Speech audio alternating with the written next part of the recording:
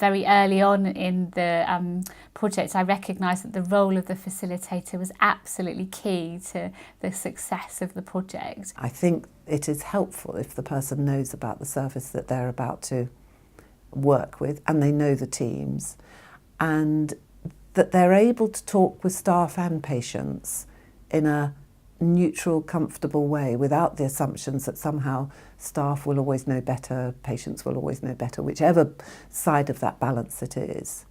And that may be somebody who's done a lot of work with patients and therefore is a clinical person, for example, or it may not be. Having a background of managing services or managing a ward or being involved with patients directly, clinical nurse specialists, but I don't think it's exclusive. I think it's about the person and whether you can be open and be quite on a one-to-one basis with people.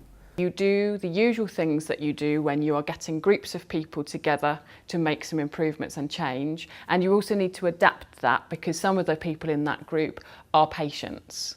So you arrange the meetings at a time that suits the majority of people in the group. It's useful to do that at the time at which they sign up, when you get a sense of what suits people all together.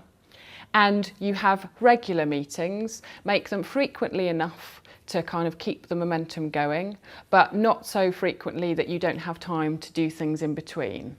The responsibility for doing the work falls on the staff, but the responsibility for identifying what is to be done comes from the discussion between the patients and the staff together, and that's the difference. It was very, very well facilitated, which I think was absolutely crucial.